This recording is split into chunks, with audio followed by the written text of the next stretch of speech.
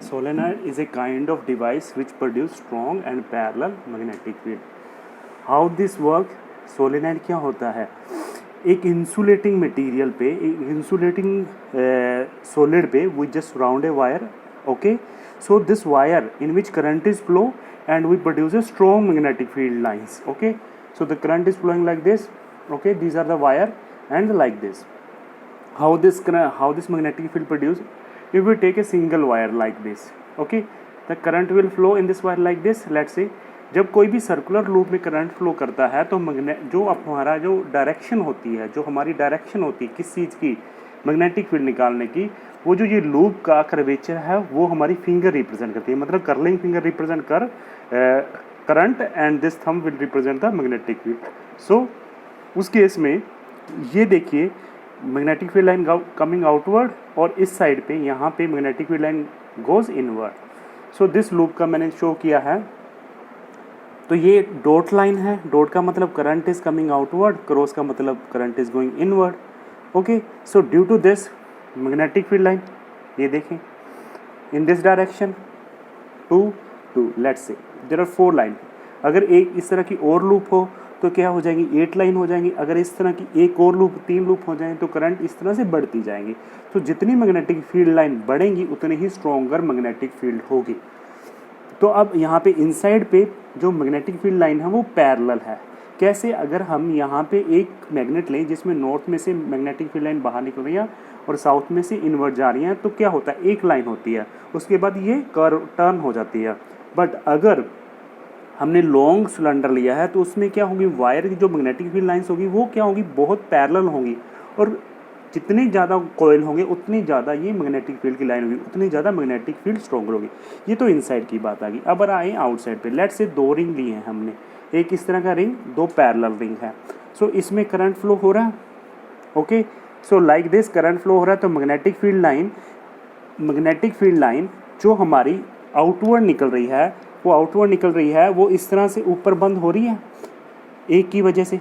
Okay, तो magnetic field line जो बाहर की तरफ निकल रही है वो भी एक क्लोज होती है, बिकॉज वो नॉर्थ से निकल के साउथ में आती है, उनकी प्रॉपर्टी है. तो like this magnetic field line like this.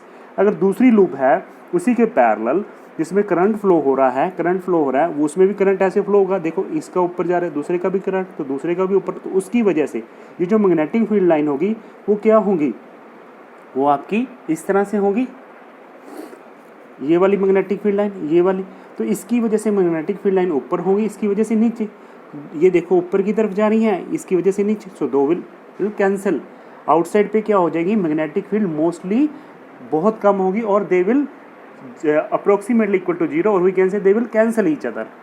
So outside पे मैग्नेटिक फील्ड क्या है, हमारी बहुत कम होगी, और we can say it is approximate 0. तो इसके लिए हमने इस लॉन्ग सोलेनॉइड को कट कर दिया है. अब इसकी निकालने के लिए क्या, मैग्नेटिक फील्ड इसको कट कर दिया है, इसके हाफ सेक्शन पे कट कर दिया है इसको. तो यहाँ पे इस लूप में हम निकालेंगे, क्योंकि एम्पीयर सर्किट लॉ एक लूप पे लगता है. A B C D D C D D A B B C C D D A. अब यहाँ पे जो डॉट दिखा रहा है ये किस चीज़ का दिखा रहा है, ये करंट दिखा रहा है जो आउटवर्ड आ रहा है. और स्टार क्या दिखा रहा है, दैट इज करंट इनसाइड जा रहा है जो इस लूप में ऐसे ऐसे है. सो मैग्नेटिक फील्ड लाइन क्या है, straight, that is represented by this line. And after that what we see, Ampere circuit law लगाएंगे इस लूप पे. B D L that is mu naught I. तो B D L left hand side को 4 portions में देखेंगे, A to B B D L, B to C D B D L, C to D B D L, D to A B D L.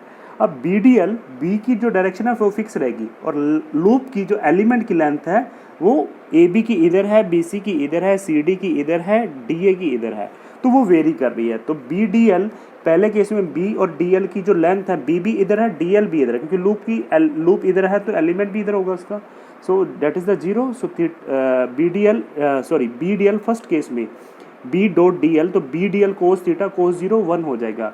तो ये as it is रहेगा. Second वाले case में magnetic field इधर है और B C इधर है, तो डी एल इधर हुआ हमारा, लेंथ अगर लेंगे छोटे वाले पोर्शन की, और बी इधर है, तो दोनों क्या है 90 degree to each other. So cos 90 that is 0. So 0. Similarly जो आउटसाइड है, आउटसाइड सी डी है, हमने अभी क्या पढ़ा है, मैग्नेटिक फील्ड आउटसाइड मोस्टली 0 होती है. सो आउटसाइड पे 0, सी टू डी. अब डी टू ए आए, D2A में क्या है, एंगल मैग्नेटिक जो एलिमेंट इधर है और मैग्नेटिक फील्ड इधर है, तो एलिमेंट और मैग्नेटिक फील्ड में 90 डिग्री है, so that's why it is 0. So due to first only A to B exist. Here BDL cos 0, A to B BDL, B taken outside, DL that is the length of the element. Okay, so BDL we take it length as a L. उस element की AB की हम length कितनी मान लें, let's say L. Smaller portion माना था DL, अब टोटल की हम इंटीग्रेशन करेंगे, integration of DL that is L BL mu naught I. अगर यहाँ पे n नंबर ऑफ टर्न्स है, n यहाँ पे क्या है, स्मॉल n क्या लिया है, number of turns per unit length, number of turns per unit length. So we put the value BL is equal to mu naught NI, or we can say B is equal to mu naught N into I. यहाँ पे N है number of turns per unit length. Okay, अगर N number of turns हैं तो किस equation ये बनेगी, अगर उसको लेंथ से डिवाइड कर देंगे तो N by L क्या बन गया, capital N by L, that's the number of turns per unit length denoted by small n. B is equal to mu naught N. 1 turn के लिए इतना, 2 टर्न के लिए इतना 2I, 3 टर्न के लिए 3. सिमिलरली n टर्न के लिए ये इसकी वैल्यू कितनी होगी, कैपिटल NI. ओके.